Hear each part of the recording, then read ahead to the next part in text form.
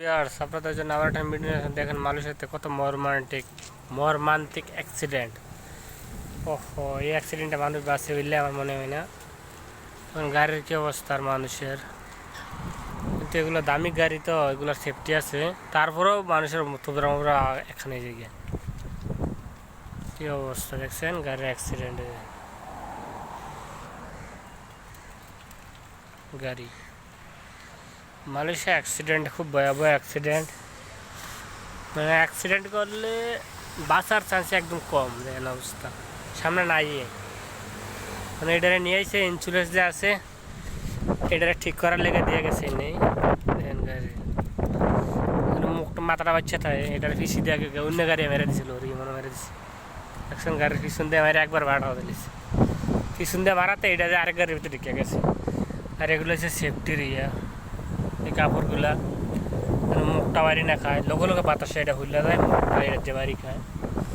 যেন অবস্থাটা কী করছে।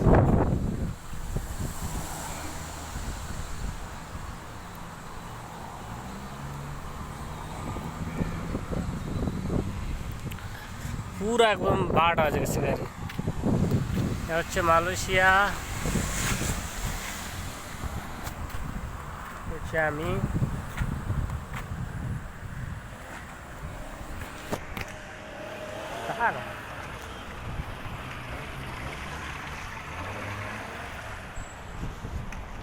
সবাই লাইক কমেন্ট শেয়ার করবেন, ধৈর্য সহকারে পুরো ভিডিও দেখবেন, আমার চ্যানেলটা অবশ্যই অবশ্যই সাবস্ক্রাইব করবেন যারা ইউটিউব থেকে দেখবেন।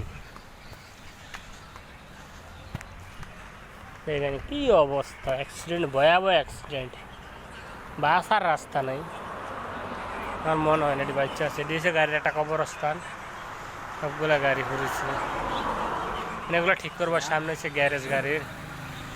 আর এগুলো আমার জানা মতো এগুলো বলে ইন্স্যুরেন্স কোম্পানির করে বায়া করে, সবগুলা গাড়ির কিন্তু ইন্স্যুরেন্স আছে। তো আমি এটাই চিন্তা করি যে ইন্স্যুরেন্স কোম্পানি বায়া করাতে নতুন একটা গাড়ি দিল না বেটা, কিলে গাড়ির যে অবস্থা করছে অ্যাক্সিডেন্ট করে, পুরো ইঞ্জিল বাদ দিলে তো গাড়ি বাদ।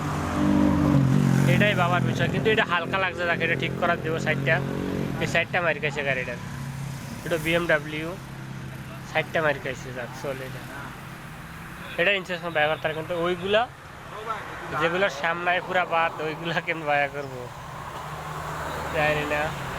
দেখেন এটার পিছনটা একবার পুরো বাদ, পিছনটা মারতে আর ওকে আগার দিয়ে দেয়া করে স্যাপটা একশো, এই অবস্থা করতে গেছে।